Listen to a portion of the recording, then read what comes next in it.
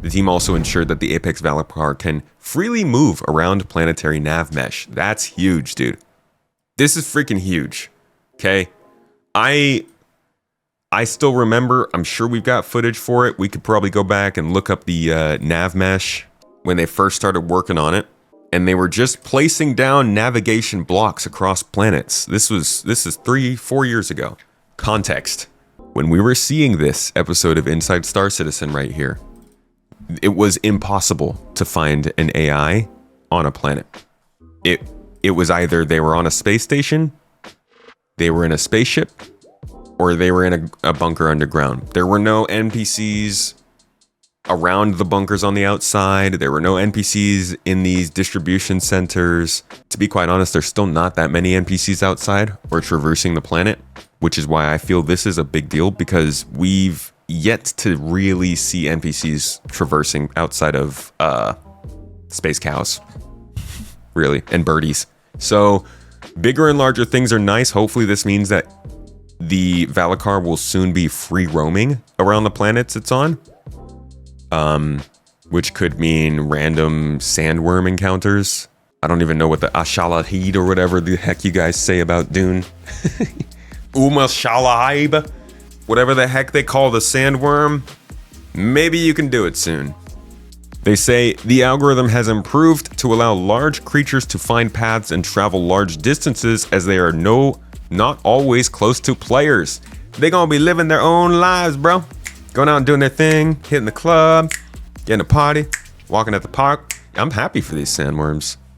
Get up, get out, do your own thing. I'll show you what they look like though, because we originally got introduced to this sandworm on Star Citizen's CitizenCon in 2024 with the expectation that that was where beast hunting was going, but they have not been able to fully embrace what they showed us here.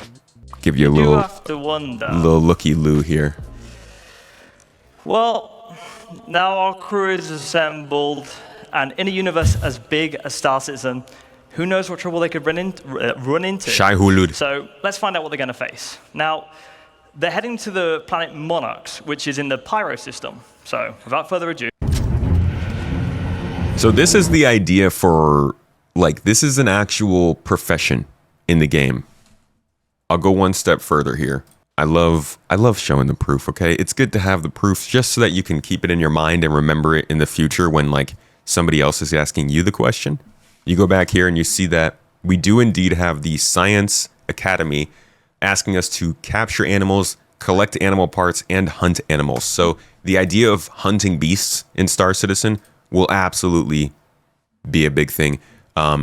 And they've actually shown us the beasts that will be available to be hunted. Before we get to the sandworm, I'm sorry, let me show you kind of the overall scope of this, because it's not just like, oh, you're just gonna kill something random and get some crafting materials for it. This is gonna be like a full-fledged profession, I think. So far, have typically just had alterations to their loot and appearance. However, we want to go further with what variants can be. For example, what if the Valakar evolved and grew in a swamp environment instead of a desert planet? Or if a Valakar never made it to the surface and only lived in drowned caves? These are the kind of questions that make sci-fi that was the Yormandi. One of the best mediums. And I can hear the questions already. What does an adult cave Valakar look like? What does an apex quasi-grazer look like? Well, it's these questions that get everyone excited that works on creatures to give you a glimpse. An apex cow. All of these variances and differences and new creatures make up the unique elements of various planets, ensuring that I think this is the biggest creature in the game. I think they are actually going to try and do this sky squid thing. They're populated with appropriate creatures. We've been designing creatures in mind so that planet ecosystems influence their behaviors, designs, aesthetics, and harvestables. With that being said, I got to get a blood knife. No, that's not. What is it called? The Kursk knife? The Krisk knife? Some kind of knife with a K sound? Fauna Matrix. That's all from me. I'm very happy to bring the Valakar to all of our backers. It's really like nothing else you've played before. I'll leave you with this last video. Enjoy the rest of CitizenCon, everybody. So this is really a show kind of all the little animal boys that they want to be involved. So we got that one. They're just showing us the ones we have. These are the first 4. And then they'll expand from here. And we do not have these things. That looks fucking scary. I don't like that.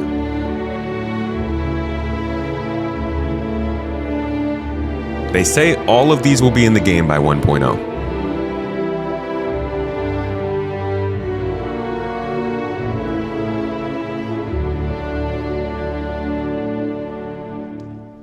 So yeah, that being said, here is the actual hunting scenario that they were trying to lay out for the Apex Valakar.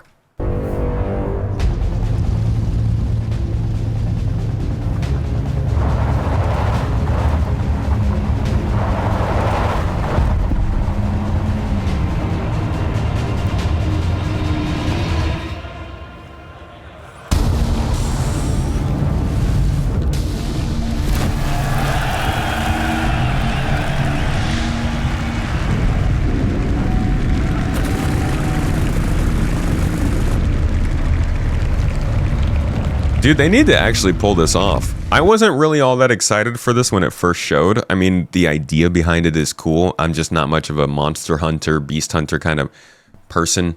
The Witcher 3 is an amazing game to me, but my least favorite part is the beast hunting, not gonna lie.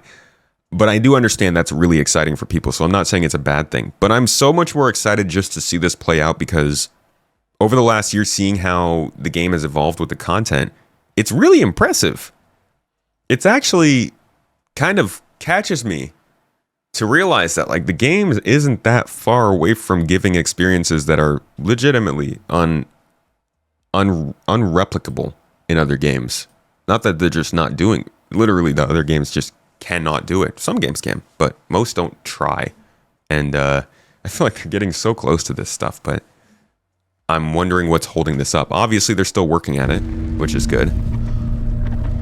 But it's taken a little longer than they thought. Not crazy for CIG.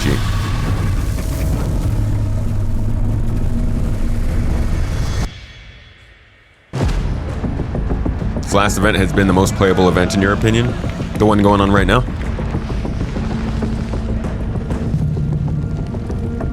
So the thing is, if this came into the game, it wouldn't be an event.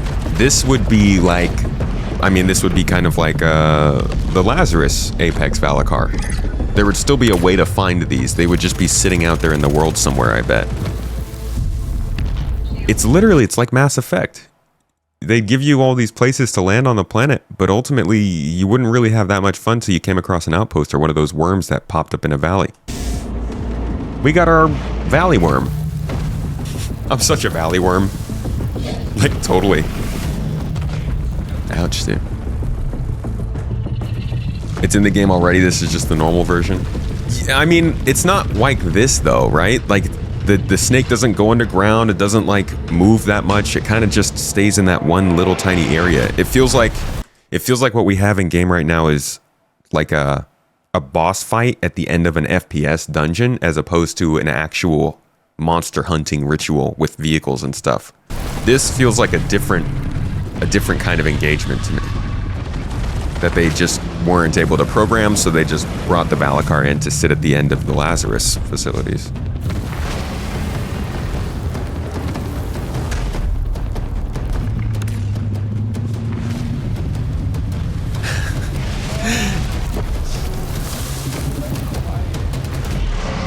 Maybe we all drink soy milk in the future? I'm allergic, bro. Oof!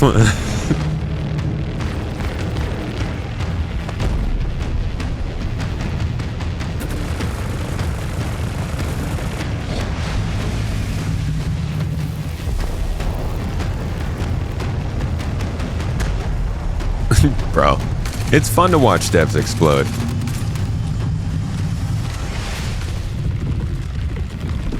We're getting there.